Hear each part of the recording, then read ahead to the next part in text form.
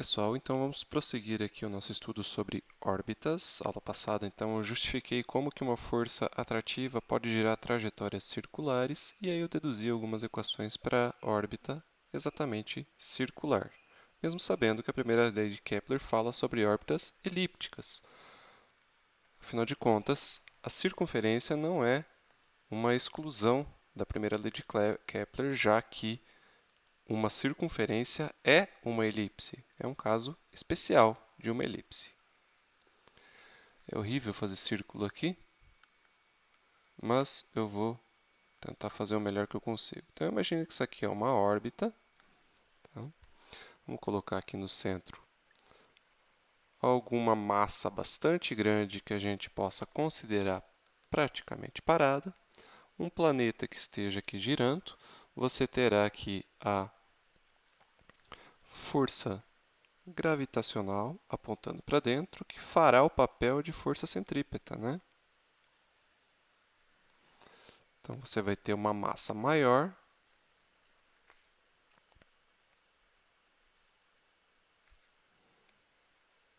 uma massa menor.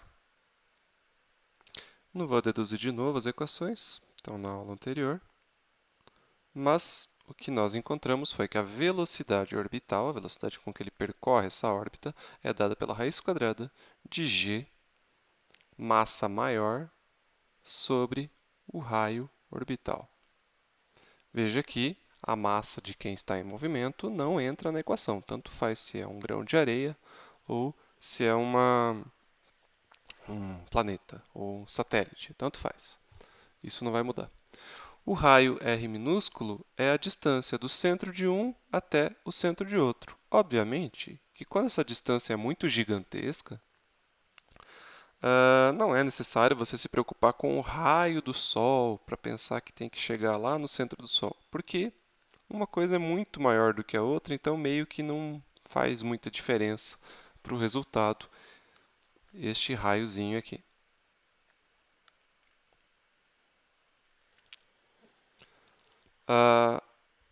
Além disso, conseguimos concluir que o período orbital é dado por 2π raiz quadrada do raio orbital ao cubo dividido por g vezes a massa maior que está provocando essa força atrativa.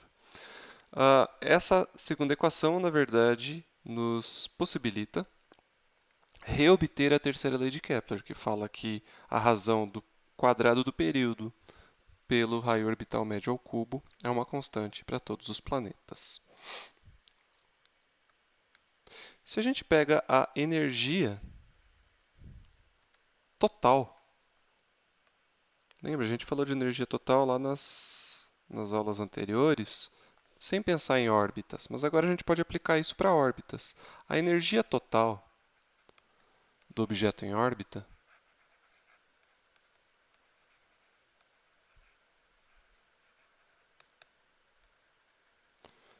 é o quê?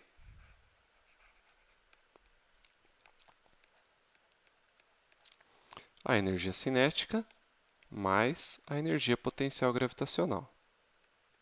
O que é energia cinética? mVo ao quadrado sobre 2.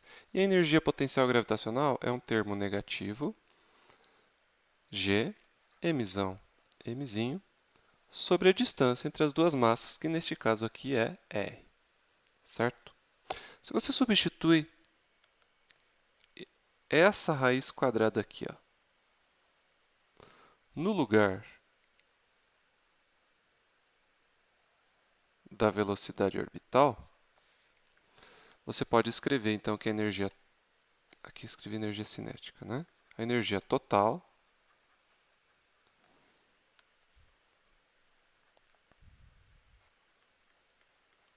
é dado por m sobre 2, que multiplica g, mzão, sobre r, menos g, mzão, mzinho, sobre r. O que acontece? Aqui você vai ter g, mzão, mzinho sobre 2r's e aqui menos g, mzão, mzinho sobre r. Se você tira o mínimo múltiplo comum aqui, que é 2r's, você vai ter como energia total uma quantidade negativa. dado por menos G, Mzinho, sobre 2Rzinhos. Então, essa é a energia total de um objeto em órbita. Não somente do objeto em órbita circular, mas qualquer objeto que esteja preso gravitacionalmente a outro terá uma energia total negativa. Se ao invés de você colocar aqui, nessa velocidade, essa quantidade aqui, lembre-se que nas aulas anteriores nós falamos de velocidade de escape, lembra? Que era uma velocidade com que você teria que lançar um objeto para que ele fosse até o infinito e nunca mais voltasse. E a expressão da velocidade de escape é muito semelhante da velocidade orbital em órbitas circulares, só que tem um 2 aqui na frente. 2g mzão sobre r. Se ao invés de você substituir aqui, ó, na velocidade orbital, essa raiz quadrada, você substitui essa outra raiz quadrada, a velocidade de escape, você encontra a energia total de um objeto lançado com energia com velocidade igual à velocidade de escape. E você, não vou fazer esse cálculo, mas é bem fácil de fazer ele, você concluiria que a energia total é zero. Portanto, a energia total ela vai servir como um parâmetro para determinarmos se um objeto está liberto gravitacionalmente do outro ou preso. Se a energia total for maior ou igual a zero, ele não está em uma órbita. Hoje ele fala que ele está numa órbita aberta. Ele passou por uma estrela, por um planeta, mas ele não ficou preso nela. Ele vai seguir seu caminho. Então, é uma órbita aberta.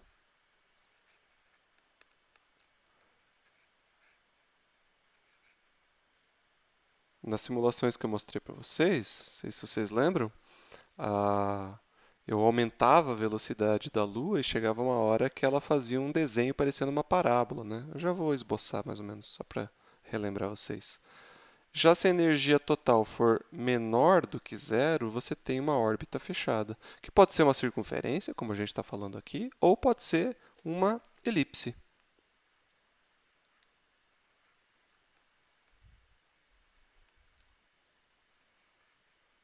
Ele está preso. A velocidade de escape é exatamente o caso limite, é onde a energia total vai ser zero. Então, digamos que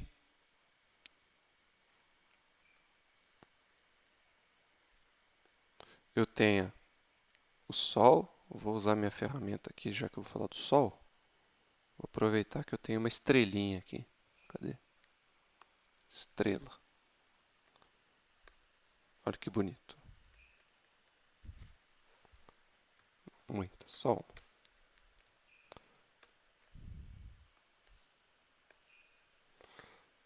Isso aqui é o Sol. E aí? Você tem aqui um objeto, sei lá, um cometa, um asteroide que está passando por aqui com uma certa velocidade.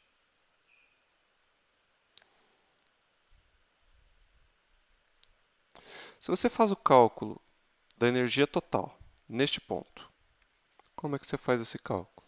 Digamos que você saiba qual é aquela velocidade. Faz a energia cinética, mv² sobre 2, onde esse m é a massa do objeto, não o Sol, menos g, mzão, mzinho, mzão é a massa aqui do Sol,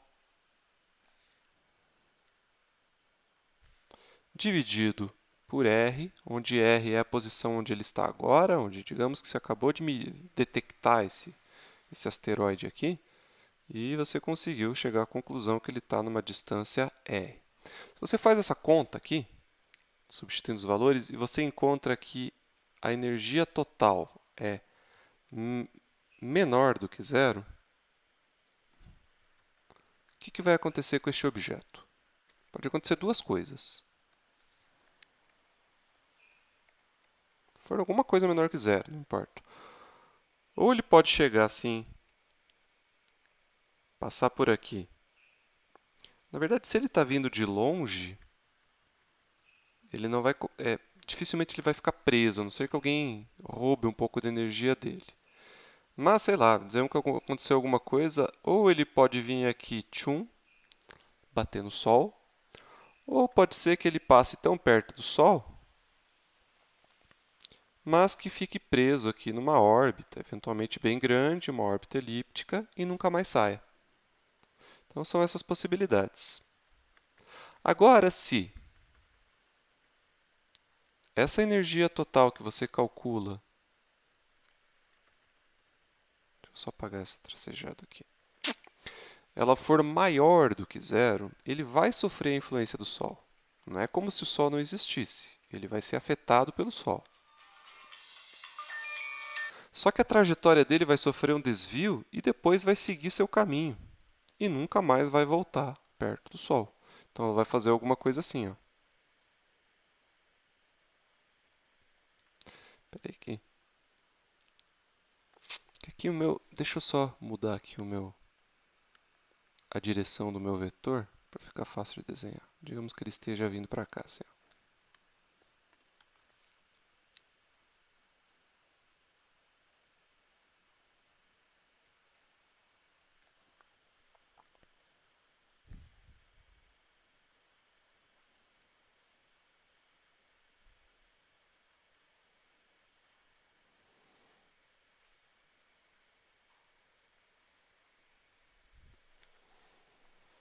Mais ou menos isso, tá? A mão livre ficou meio ruim, mas ele vai fazer uma órbita aberta. Então ele veio do infinito e ele vai para o infinito e não fica preso. Tem duas possibilidades. Isso aqui traçar uma parábola, tá vendo que isso aqui tem uma carinha de parábola, ou uma hipérbole, tá? Agora, dos casos fechados, ele pode ser uma circunferência, que a gente falou no finalzinho da última aula, ou pode ser a elipse, que a gente também falou na última aula, só não dei muitos detalhes. Então, eu quero falar um pouquinho mais sobre o caso elíptico. Bom, se você tem uma energia total menor do que zero, o caso mais geral que pode acontecer é o traçado de uma elipse aqui e ele fique preso.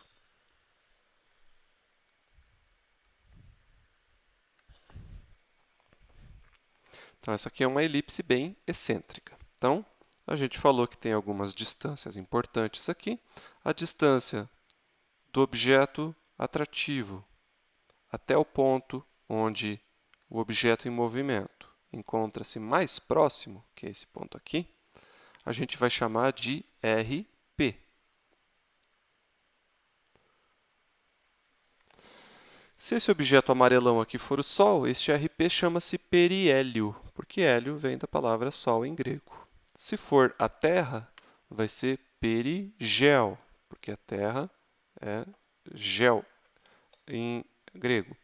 E aí pode ter outros, pode ser Júpiter, por exemplo. Daí é joviano. Agora, se for qualquer outra coisa que não me interessa, astro. Aí fica periastro, aí vale para qualquer coisa, tá? Porque essas órbitas, apesar de Kepler ter falado sobre o Sol, elas não servem só para o Sol. Agora, desse ponto mais longínquo aqui, meu desenho está meio ruim aqui. Espera aí que eu vou tentar consertar. Tentei dar uma arrumada assim, só porque antes não estava parecendo que aquele ponto era o mais longe, mas agora acho que é. Então, neste ponto onde ela está mais longe, você vai ter aqui então o RA, que seria o afélio, desculpa, se for o Sol, ou o apogeu, se for a Terra, quem esteja aqui dentro. Muito bem. E qualquer outra posição ao longo da órbita, ele vai ter alguma distância menor do que RA e maior do que RP.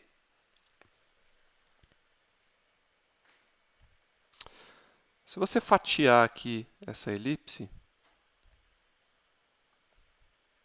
passar uma linha reta aqui que corte ela em duas,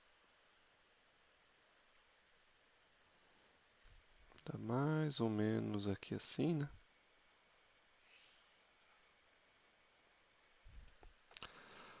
Daqui até cada uma das pontas, você vai ter uma grandeza que a gente vai chamar de Azinho, que é o semi-eixo maior. E o semi-eixo maior vai ter uma certa importância, uma certa não, vai ter bastante importância para a gente fazer aqui algumas generalizações.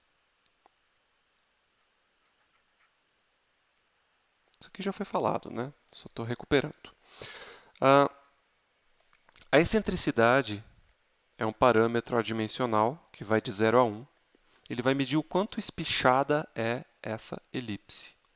E ela vai ser definida como RA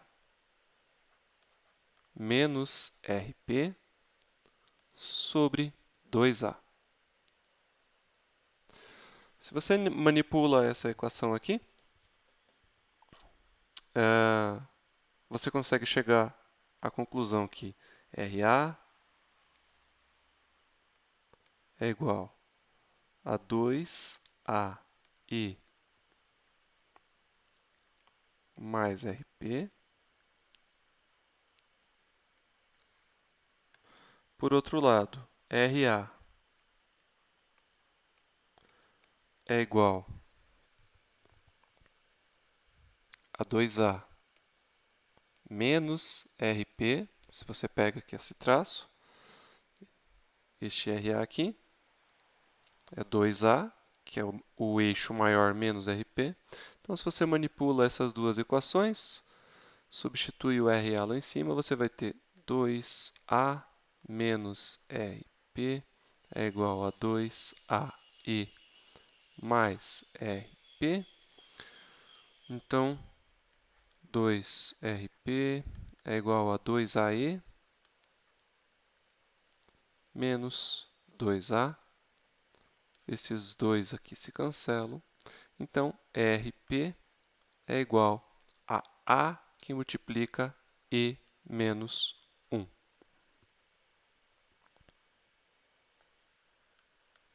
Aqui tem um errinho, né? Esse RP vai ficar 2A, aqui vai ficar menos... Aqui está invertido. Aqui tem o sinal negativo e aqui é positivo. Então, é o contrário aqui. É 1 menos E.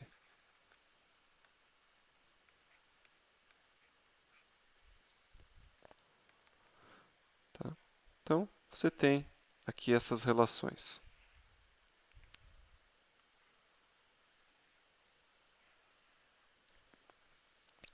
Eu não vou fazer de novo todo esse cálculo, mas pode fazer algo semelhante.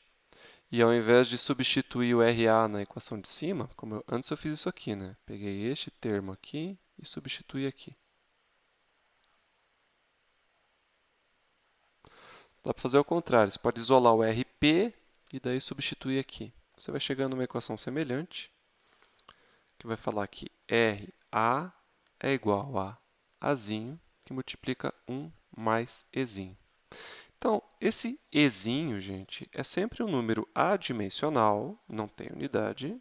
Por que não tem unidade? Por causa da definição dele. Ó. É uma distância dividida por outra distância. Ele vai valer no máximo 1 e no mínimo 0. Quando que ele vai valer 0? Quando RA for igual a RP. Se você olha para essa figura, RA vai ser igual a RP quando essas distâncias forem iguais. Quando a distância mais longínqua do Sol for igual à distância mais próxima do Sol. E quando que isso vai acontecer? Quando a órbita for circular. Então, uma circunferência é uma elipse de excentricidade 0. Por outro lado, quando que ela vai valer 1?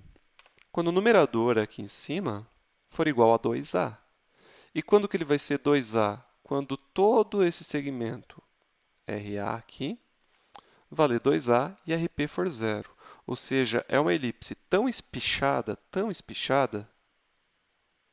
que ela chega a tocar quase, praticamente, um dos focos e chegar lá longe.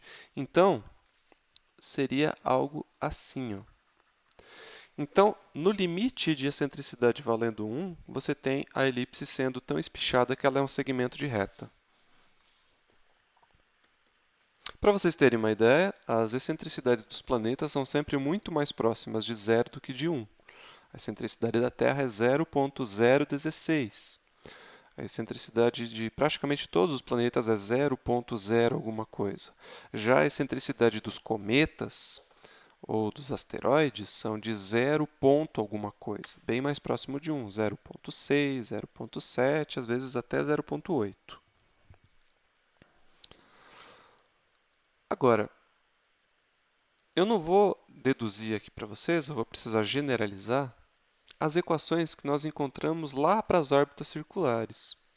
Porque, no limite, quando uma órbita elíptica vai se tornando circular, esse azinho aqui é a generalização do raio de uma circunferência. Ou seja, quem vai fazer o papel de raio de circunferência é o semi-eixo maior da elipse. Portanto, o período orbital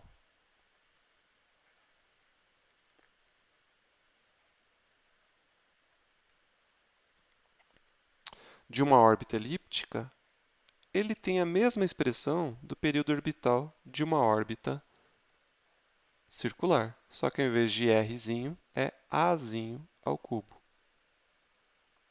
Só que, diferentemente da órbita circular, eu não vou deduzir isso daqui, eu estou generalizando. O cálculo dessa expressão é bem mais complexo e foge aqui do escopo da nossa disciplina. Além disso, a energia total de um objeto em órbita também segue a generalização. G, mzão, mzinho, sobre 2, só que em vez de 2r, lembrando aqui, como era no caso circular, estou falando dessa expressão aqui que eu pus um quadrado, eu vou colocar 2azinho.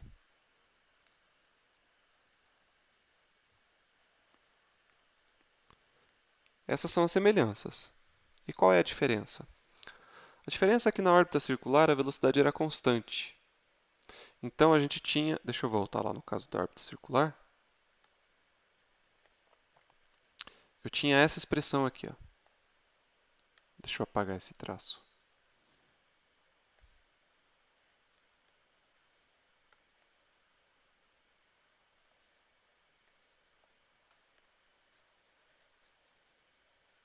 Eu tinha essa expressão aqui. Porque eu podia chegar numa expressão que dependesse só do raio, porque esse raio era uma constante, portanto a velocidade não mudava nunca, ele sempre percorria essa circunferência com a mesma velocidade. Agora, quando eu estou numa órbita elíptica, lembra da segunda lei de Kepler? Ela é lenta quando longe e rápida quando perto. Lenta, rápido, lenta, rápido, lenta. Então a velocidade vai variando. Então não existe um valor de velocidade que se mantém constante. A velocidade tem uma função com o raio, mas ela é bem mais complicada. Então, você vai se deparar na lista com alguns exercícios de você ter que relacionar as velocidades. Então, como é que a gente chega nessa relação? Se você queira calcular, por exemplo, a velocidade aqui no afélio,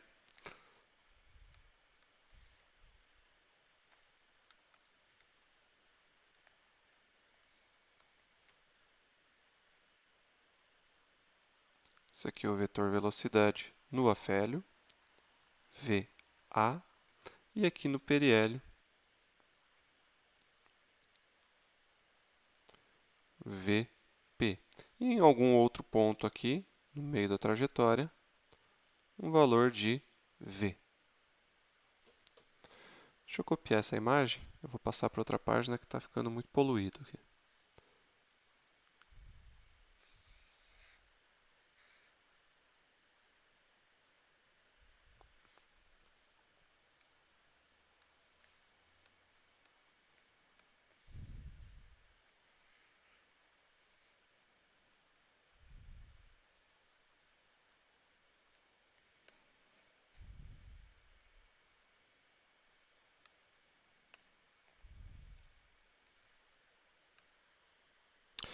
Essas velocidades Vp e Va, elas são de uma importância muito comum aqui nos exercícios. É bem comum você ver a pergunta, qual que é a maior velocidade, a menor velocidade?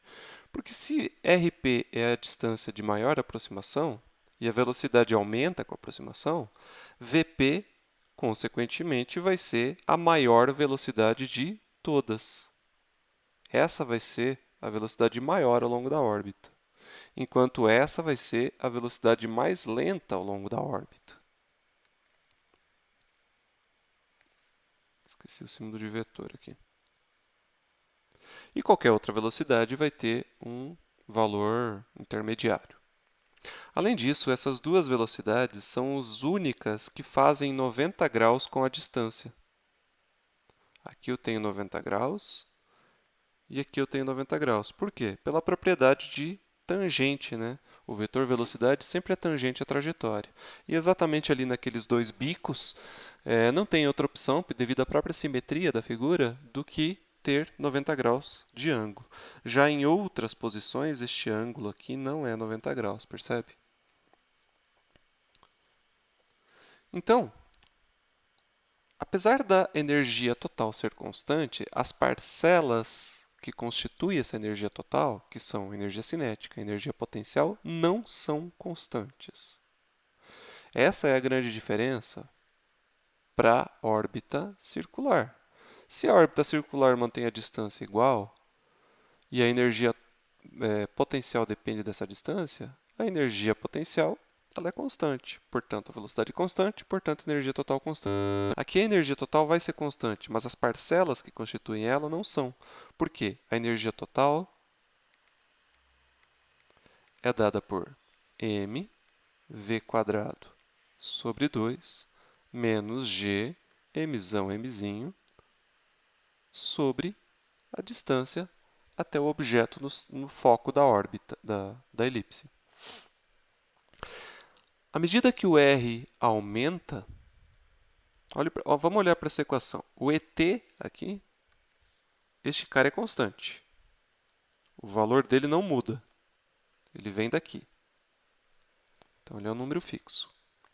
À medida que eu me distancio do Sol, eu aumento esse denominador. Aumentando esse denominador, essa fração aqui vai ficar mais próxima de zero. Só que ela é negativa.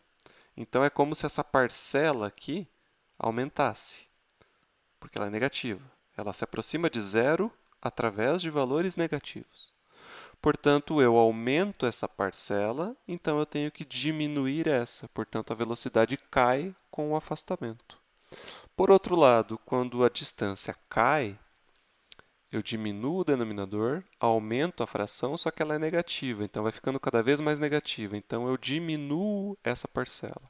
Portanto, eu só posso aumentar essa outra. Então, a velocidade vai aumentando. Então, as parcelas variam, mas a soma delas sempre vai ser igual a menos g mzão sobre 2a. E aqui, como eu sempre venho enfatizando, a massa do objeto em movimento não interfere no movimento. Só a massa de quem está causando a atração. A aula passada eu escrevi assim essa expressão, ó, RA, VA é igual a RP, VP. Essa expressão está correta, mas eu passei meio batido, né? Por que eu tenho essa relação aqui? Essa aqui é uma expressão auxiliar que você vai poder usar. Inclusive, você pode relacionar ela com um R e um V qualquer. Ela vai vir da conservação de momento angular, que é uma expressão da segunda lei de Kepler. Só que eu vou ter que falar de momento angular, que é uma coisa que eu suspeito que vocês estejam um pouco esquecidos. Então vamos lá, eu vou ter que falar, tá? Tem jeito. Deixa eu passar essa ilustração para o outro slide. Na primeira aula que eu dei para vocês, quando eu fiz uma revisão, falei o que era torque. Vou limpar ela um pouco, porque agora eu não vou usar esse conceito de semi-eixo aqui. Então, quando eu falei sobre torque, etc., eu fiz uma pequena revisão sobre rotações, né? Porque eu tive que falar que torque é a grandeza que gera a rotação. E a definição de torque matemática é a seguinte: é a variação no tempo do momento angular.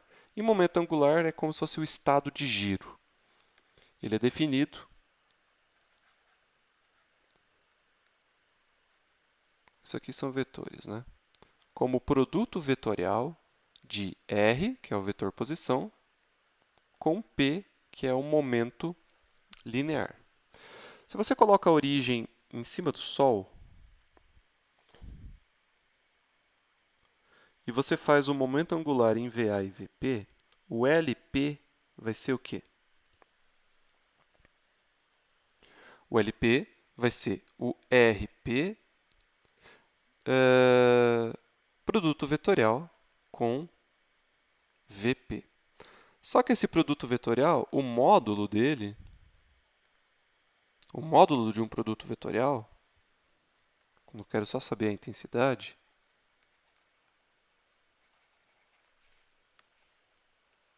lembra como a gente fazia com o torque? É o módulo do primeiro vezes o módulo do segundo vezes o seno do ângulo entre os dois, que neste caso é 90 graus. Portanto, RP VP. Já o módulo do momento angular no afélio vai ser RA VA. E por que eu posso falar que RA VA é igual a RP VP? Eu só posso falar isso se eu falar que o momento angular não muda, ou seja, se há conservação do momento angular. E quando que alguma coisa não muda? Quando a derivada no tempo é zero. Derivada no tempo significa taxa de variação temporal. Se alguma coisa não muda do tempo, essa alguma coisa se conserva. E de acordo com essa definição aqui, isso só vai acontecer se o torque for zero. Então, se o torque é nulo, o L é uma constante. Não é zero, né? Mas é uma constante. O L se conserva. Será que o torque em cima da Terra ou de qualquer outro planeta aqui é zero? Se a origem for em cima do Sol, sim. Porque, veja, deixa eu fazer um diagrama de forças aqui. Vamos pegar a Terra neste ponto aqui, ó. Cadê a força que age sobre a Terra? É só uma, né? Força gravitacional. Está apontando em direção ao Sol.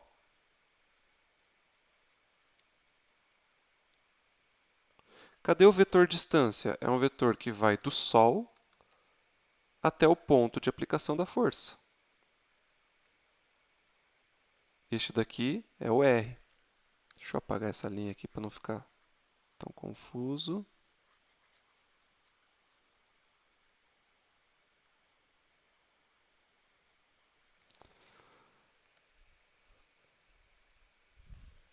Então, essa linha verde aqui é o meu vetor R. O que acontece?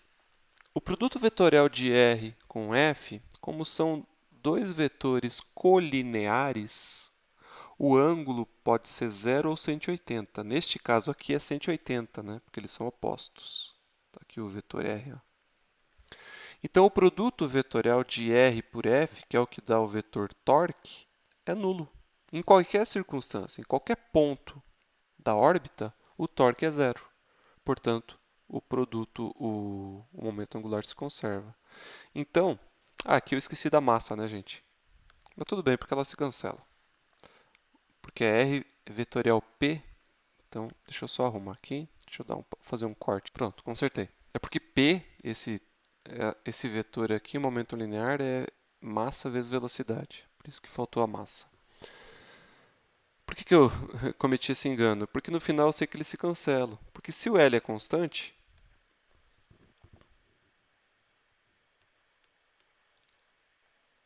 isso me permite concluir que LA é igual a LP e, portanto, MRAVA é igual a MRPVP e, portanto, essa massa se cancela. Daí vem aquela equação. Mas ela não serve só para igualar o raio multiplicado pela velocidade no afélio e no periélio, porque este L é igual também em qualquer outra posição, inclusive aqui. Ó. O que muda nessa posição aqui? O ângulo aqui não é 90 graus, é um ângulo, sei lá, φ.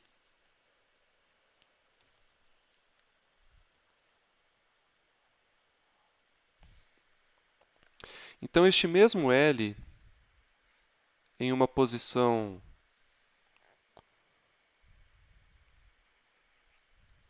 arbitrária,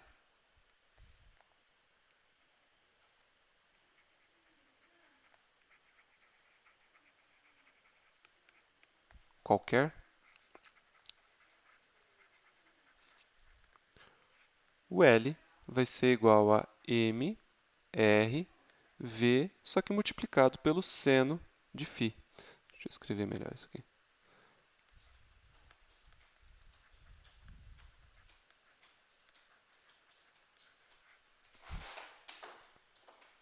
Então, você também pode igualar aqui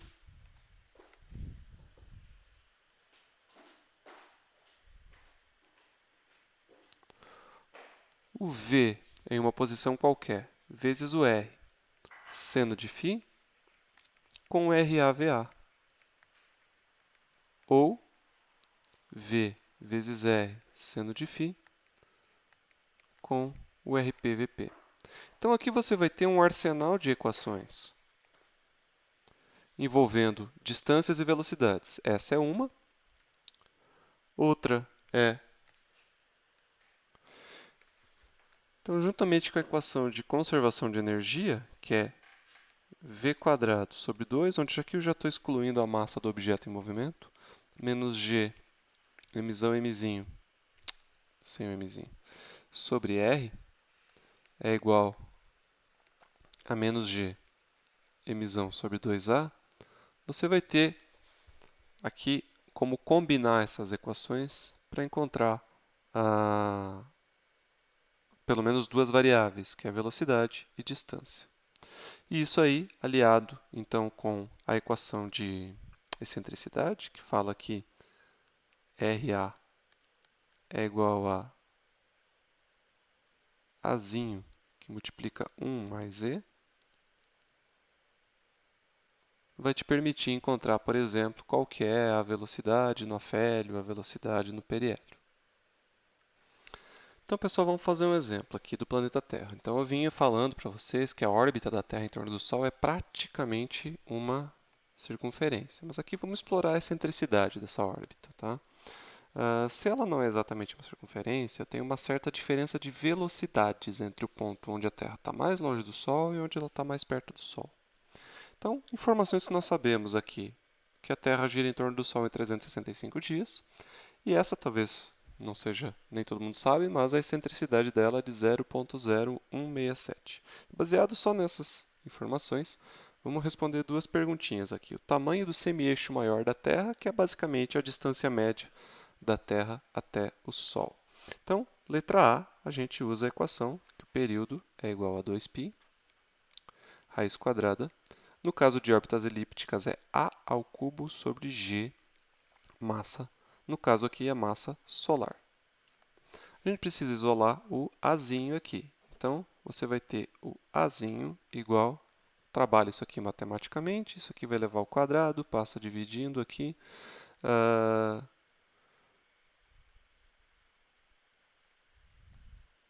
Então, vai dar t quadrado dividido por 4π quadrado.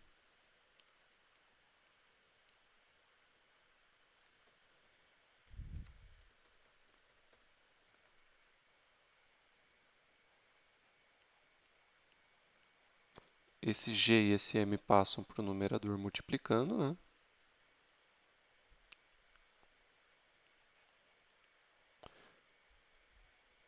E isso tudo estará dentro de uma raiz cúbica, porque o a aqui está ao cubo.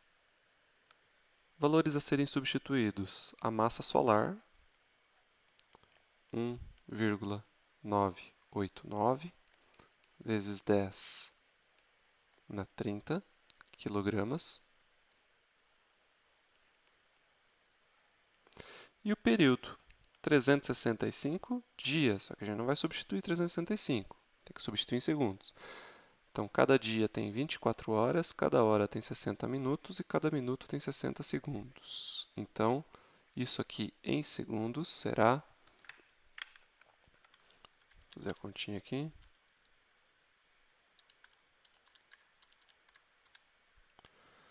Vai dar esse número aqui, ó. 1, 5, 3, 6, 0, 0, 0. Esse é o número de segundos que tem um ano terrestre. Para quem não lembra essa constante gravitacional aqui.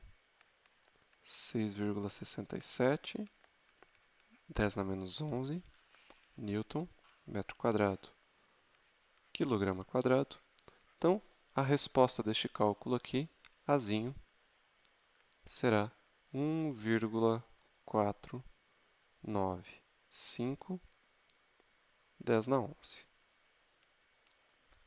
Então, tranquilo, né? Com excentricidade e o valor do semi-eixo maior,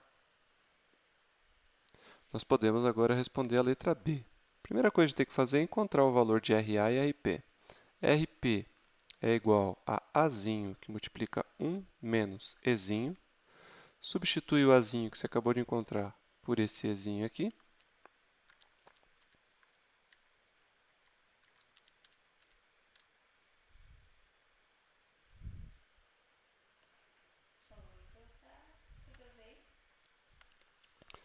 Você vai encontrar, então, 1,47.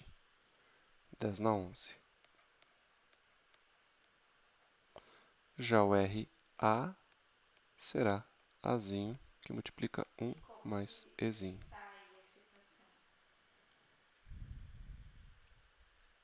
O valor será um pouquinho maior, 1,52 vezes 10 na 11 metros. Bom, mas não é isso que nós precisamos encontrar, nós precisamos encontrar as velocidades. Como é que a gente vai encontrar a velocidade? A gente substitui aqui a equação de conservação de energia, energia cinética, energia potencial, só que ao invés de colocar qualquer raio, eu vou colocar o RP. E aqui não vai ser qualquer velocidade, vai ser o VP. É igual a menos G, emissão, sobre 2Azinho. Quem nós queremos isolar? Essa velocidade aqui. Então, VP ao quadrado sobre 2 é igual a G emissão sobre RP menos G emissão sobre 2A. Então, essa expressão aqui vai ficar de que jeito? Raiz quadrada de... O G e o emissão é comum, ainda tem um 2 multiplicando, então vai ser 2G emissão, que multiplica 1 sobre o RP menos 1 sobre 2A.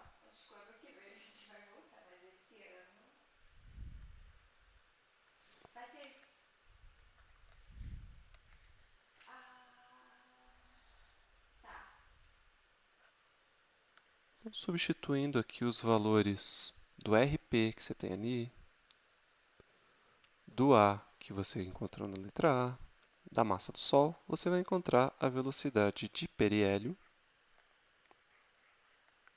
igual a 30.000. Muito comum aqui em velocidade de astros, de planetas, como é sempre em torno de 1.000, na ordem de grandeza de 1.000 metros por segundo, a gente passa para quilômetros por segundo. Não é quilômetros por hora, tá? Quilômetros por segundo. Então, vai dar 30,29 quilômetros por segundo. Para a velocidade do afélio, você poderia repetir a mesma conta, só que com VA e RA. Você chegaria numa mesma expressão, só que com RA aqui no lugar. Agora, a gente pode fazer, só para explorar um pouco a equação que eu tinha encontrado antes para vocês, usar essa relação aqui, ó. RP VP é igual a RA VA. Portanto, VA é igual a RP sobre RA, que multiplica a velocidade que você acabou de encontrar. Então, fazendo essa continha aqui rapidinho, usando o RP e RA que a gente já encontrou, você vai encontrar uma velocidade VA de 29.000 ou 29,30 na verdade,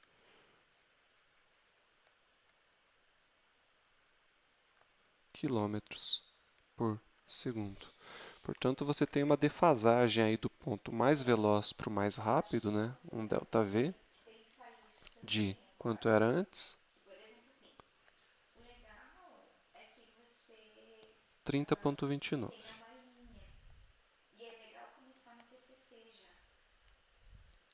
E depois ficou 29,30 quilômetros por segundo. Então, a diferença de velocidade será